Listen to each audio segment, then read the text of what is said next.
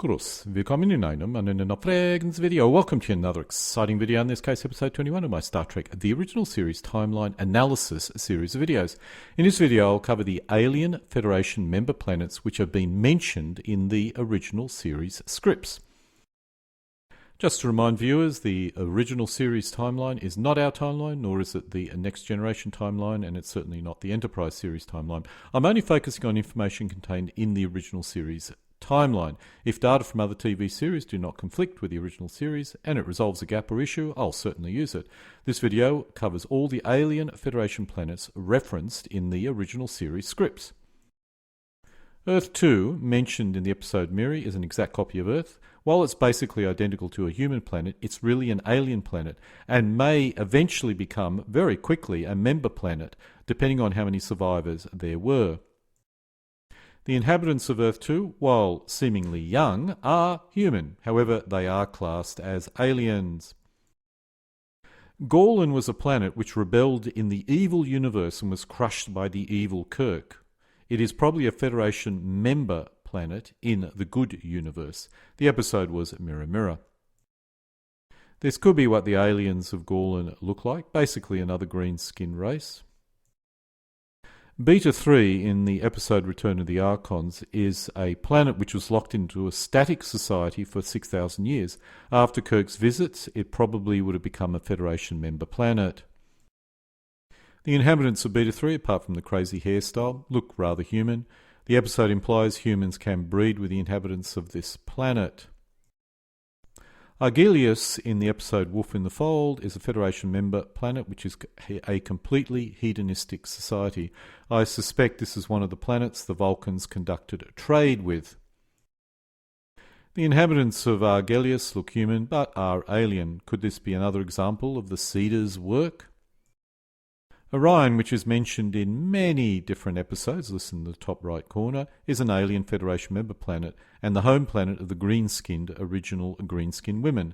There is also an Orion colony, which would have been a human colony.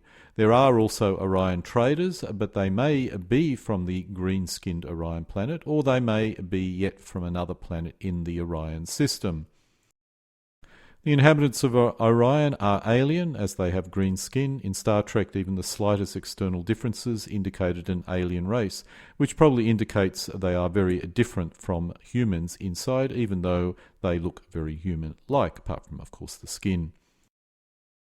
Vulcan is mentioned also in many episodes and may well have been one of the first Alien Federation members, if not the first. Without Vulcan, it's unlikely the Earth would have expanded enough to stop the Romulans, so thank God they were there and thank God they met up with the paranoid Earthlings at the right time. The Vulcans are clearly alien, as they have unusual ears. Their blood is green as well, which indicates significant internal differences. The Tellarites are mentioned in the episode Journey to Babel and Whom Gods Destroyed. They are a Federation member planet and may have a reasonable level of technology, but there is no evidence of interstellar spacecraft. They may also have been one of the planets that Vulcan was trading with. The Tellarites are one of the most alien-looking humanoid aliens in the original series. I've never seen a Tellarite female in the original series, but there are a lot of fan interpretations of that. The Andorians are mentioned in 3 episodes, Journey to Babel, Who Gods Destroy, and Gamester of Triskelion. They are possibly the next most important Alien Federation planet after Vulcan. They seem to have a reasonable level of technology, but there is no evidence of interstellar spacecraft in the series at least. They may have also been one of the original Vulcan trading partners. The Andorians are also rather alien-looking humanoids, both with the funny stalks and light blue skin. I like the Andorians and wish they showed them more in the series. I'm uncertain if the Rigelians mentioned in the episode Journey to Babel come from the Rigel 7 system or another Rigel somewhere else. There are a number of planets with that name. The Rigelians, who are apparently similar to Vulcans in terms of blood type, this shows a much later view of what they looked like. I have no idea if this aligns with the original writer's impressions, and it's likely the original writers never actually had any vision of what the Rigelians looked like, so let's go with this. While this could have been a human member planet, Gamma 7a had a population of billions, which means this must be an alien Federation member planet. There's no way that a human colony planet would have grown to this population in this time frame. It was totally destroyed in the episode The Immunity Syndrome. As Gamma 7a was destroyed, we never get to see them, and there is very little fan art on the race, this being the closest I could find. I think the figures in the foreground are from Gamma 7a, although they look a bit Star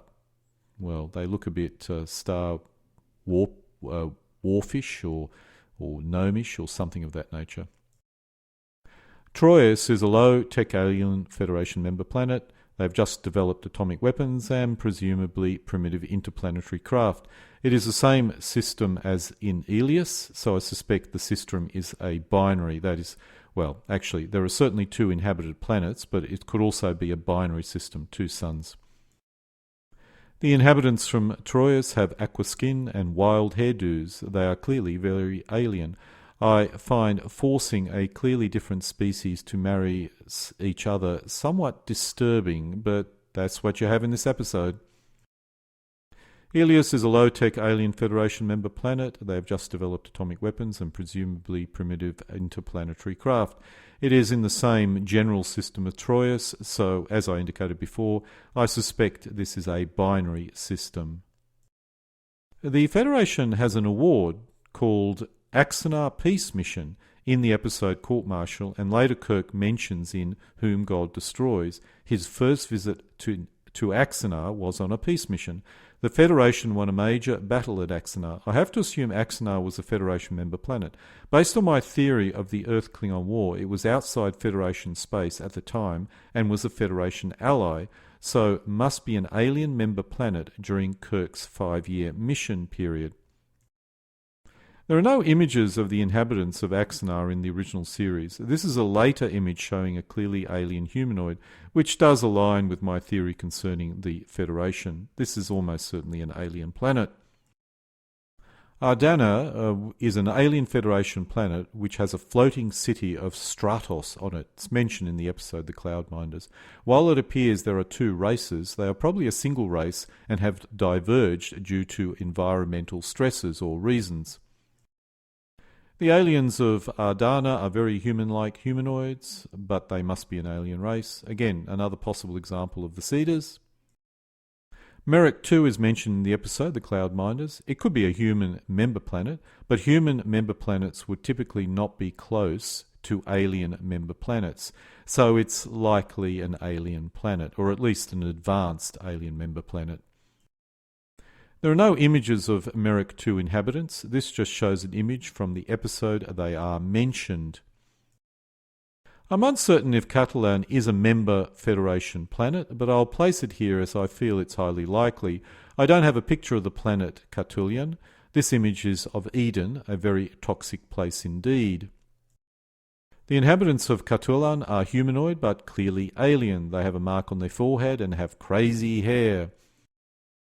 I'm uncertain if this image of an alien is an inhabitant of Catulan as well. If not, I have a new alien planet, unnamed in this case. Tiburon is a planet with research capabilities. As the person studying there was an alien, I have to assume this was an alien planet, which means an alien member planet. The inhabitants of Tiburon have very large ears indeed, indicating they are very alien. Darren 5, mentioned in the episode For the World is Hollow, has a population of 3 billion, so it's almost certainly an alien planet, but with a near human inhabitants, or that is very humanoid inhabitants.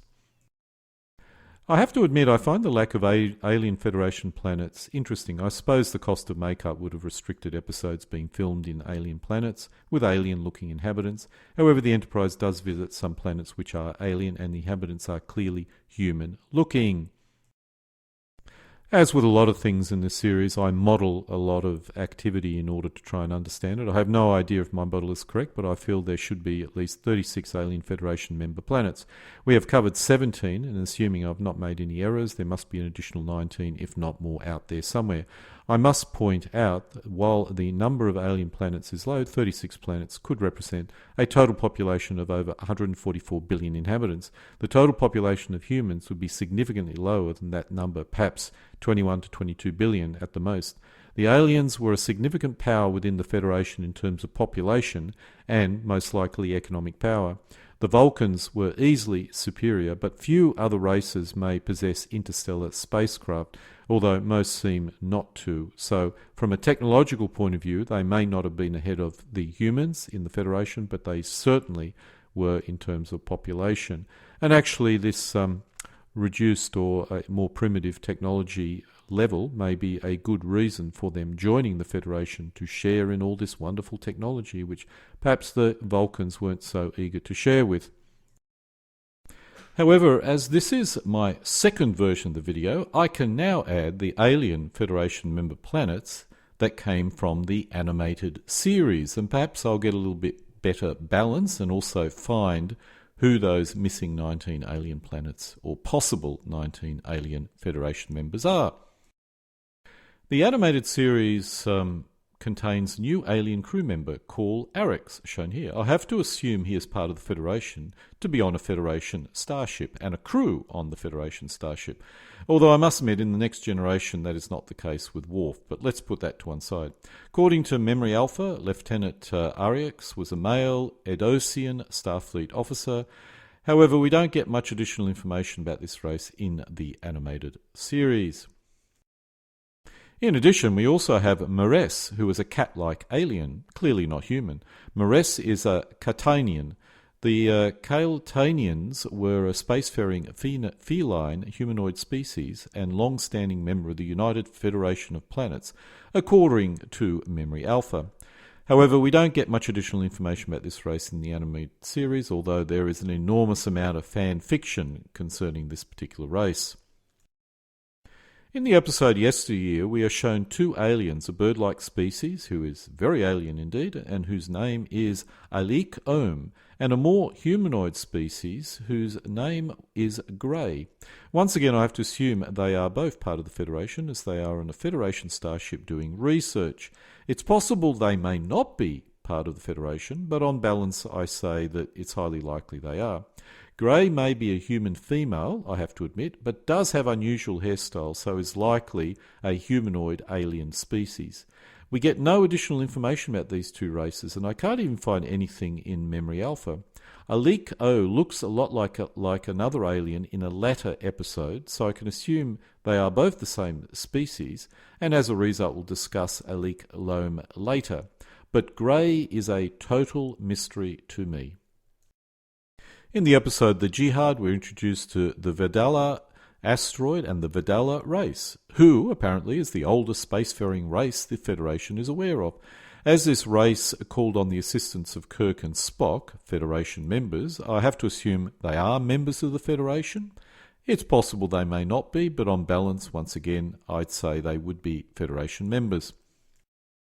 In the same episode, we're introduced to the Score, who comes from the planet, guess what? Score. They are a bird-like race and similar to the previous shown Alik Ohm. Also in the same episode, we meet a hunter type of race who is called Lara, or at least the member in the episode is called Lara. She does look alien, and I have to assume she is, but some sources say she is human. I'm going to ignore that as it comes from an AI which has a poor record of accuracy. Another AI actually claimed she is a Vedala female, which is completely ludicrous and not possible. So let's ignore those sources. Assuming she is from an alien planet, I'm also assuming this planet must be part of the Federation, which may not be the case, I have to admit, but let's just go with it for the moment. Lara comes from a planet with a large female population where men are scarce. If they found a male attractive, their custom was to be straightforward about their feeling. That's according to Memory Alpha. Also in the same episode, The Jihad, we're introduced to an insect-like race and a lizard-like race. I have no information on these two races, but assume they must be part of the Federation, and that's about all I have. In the episode BEM, we are introduced to a clearly alien species from the planet Pandro. Pandro is not yet in the Federation, but may likely become a member very soon. As this race is very annoying, I am not sure why they're letting it join the Federation. The episode Albatross has more very alien species in it, in this case from the planet Dramia. As McCoy provided medical assistance to this planet in the past, this is also likely a Federation planet. This adds 9 more alien Federation member planets, with one in addition soon to be a member. This means we have accounted for 9 of what I think are the missing Federation member planets. This totals 26 known alien races who are members of the Federation, and as far as I can work out, there still must be 10 more races, so perhaps we can work out what they are using other hints in the scripts which I haven't covered, so I'll go back and probably research that. So we come to an end of episode 21 of my Star Trek The Original Series timeline, in this case covering the Alien Federation member planets. The episode scripts can be found using the URL shown. Alle guten Dingen, kommen zu einem Ende.